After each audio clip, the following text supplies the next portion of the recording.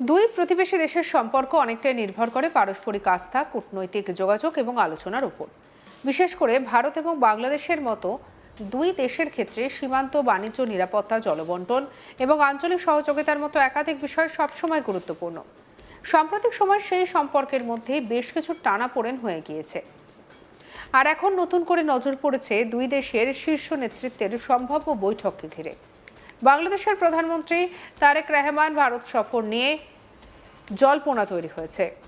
ঢাকা এবং নয়াদিল্লির মধ্যে সফরের সম্ভাব্য তারিখ নিয়ে আলোচনা চলছে ঠিকই, কিন্তু এখনও চূড়ান্ত সিদ্ধান্ত হয়নি।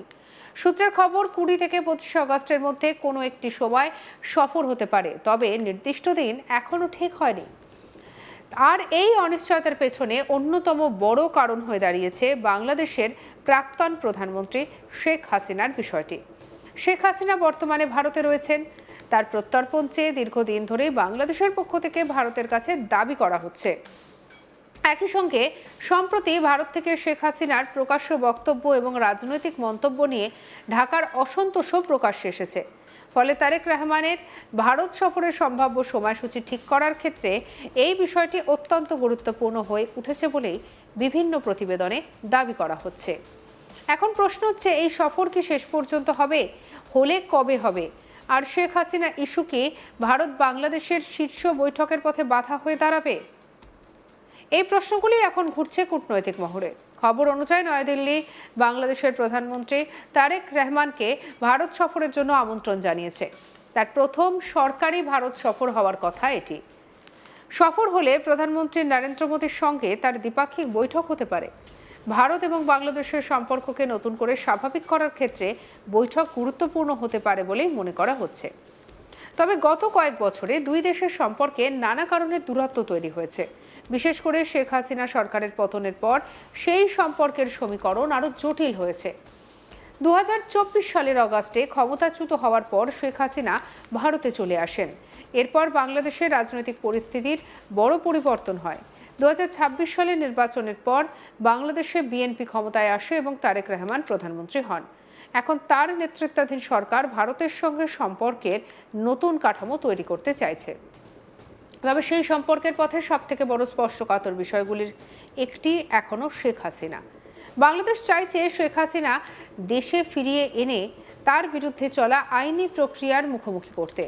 অন্যদিকে ভারত জানিয়েছে প্রত্যর্পণের অনুরোধ তারা আইনি প্রক্রিয়া অনুযায়ী বিবেচনা করছে। বিষয়টি শেষ পর্যন্ত আদালত এবং সংশ্লিষ্ট আইনি প্রক্রিয়ার উপরে নির্ভর করছে।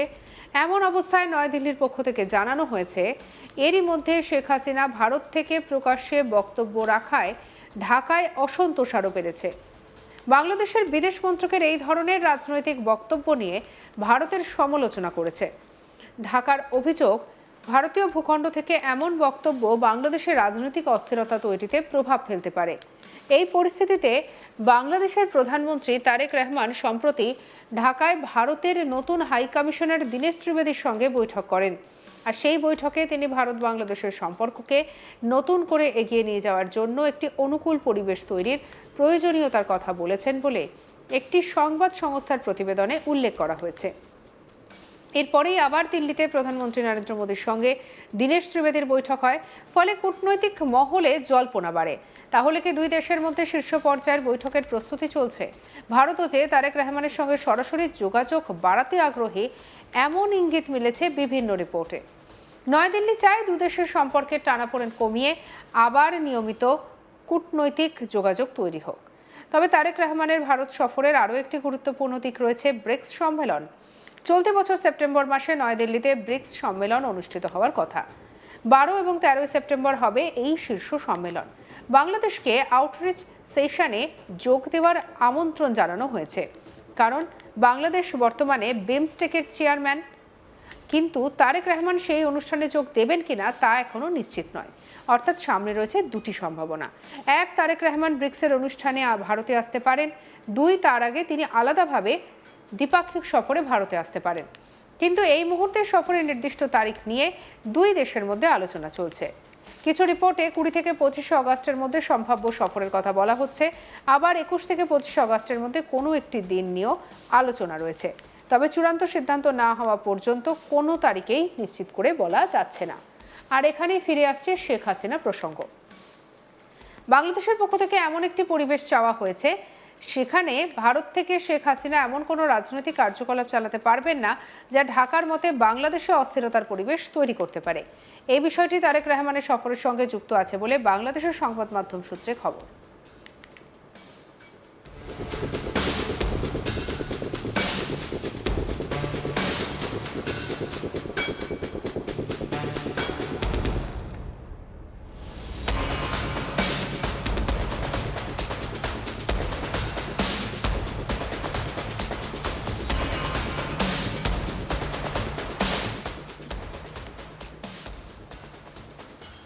অন্যদিকে ভারতকে শেখ হাসিনার প্রত্যর্পণের বিষয়টিও বিবেচনা করতে হচ্ছে আইনি এবং কূটনৈতিক দিক থেকে। ফলে দুই দেশের সম্পর্কের মধ্যে সামনে এখন একসঙ্গে একাধিক প্রশ্ন। শুধু শেখ হাসিনা নয়, বাণিজ্য, সীমান্ত নিরাপত্তা, যোগাযোগ, আঞ্চলিক সহযোগিতা এবং পারস্পরিক রাজনৈতিক আস্থার মতো বিষয়টিও আলোচনায় আসতে পারে। তারেক রহমান ভারত সফর শেষ পর্যন্ত সেটি তার প্রধানমন্ত্রী হিসেবে তার প্রথম ভারত সফর হবে। এই সফরটির প্রতীকী গুরুত্ব যথেষ্ট। বিশেষ করে বাংলাদেশের নতুন সরকারের সঙ্গে ভারতের সম্পর্ক কোন দিকে যাবে সেই প্রশ্নের একটি প্রাথমিক উত্তর এই সফর থেকে পাওয়া যেতে পারে।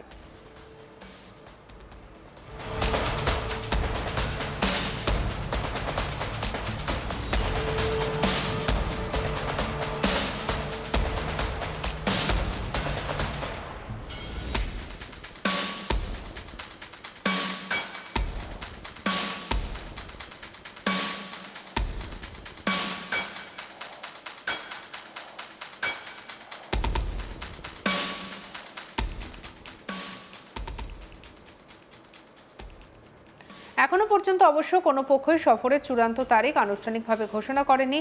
তাই আপাতত যা বলা যায়, ভারত এবং বাংলাদেশের মধ্যে আলোচনা চলছে। দুই পক্ষই সফর নিয়ে আগ্রহী বলে বিভিন্ন রিপোর্ট ইঙ্গিত রয়েছে। কিন্তু শেখ হাসিনাকে ঘিরে তৈরি হওয়া কূটনৈতিক জটিলতা এখনো পুরোপুরি কাটেনি। একদিকে নয়াদিল্লি চাইছে ঢাকার সঙ্গে সম্পর্ককে নতুন করে শক্তিশালী করতে, অন্যদিকে ঢাকাও ভারতের সঙ্গে সম্পর্ক স্বাভাবিক করার জন্য একটি অনুকূল পরিবেশ চাইছে। কিন্তু সেই পরিবেশ তৈরি করার পথে শেখ হাসিনার ইস্যু কত বড় হয়ে বাধা হয়ে দাঁড়ায় সেটাই এখন দেখার। সব মিলিয়ে তারেক রহমানের সম্ভাব্য ভারত সফর এখন শুধু একটি রাষ্ট্রনেতার বিদেশ সফর নয়, এর সঙ্গে জড়িয়ে রয়েছে ভারত বাংলাদেশ সম্পর্কের ভবিষ্যতের দিকনির্দেশ।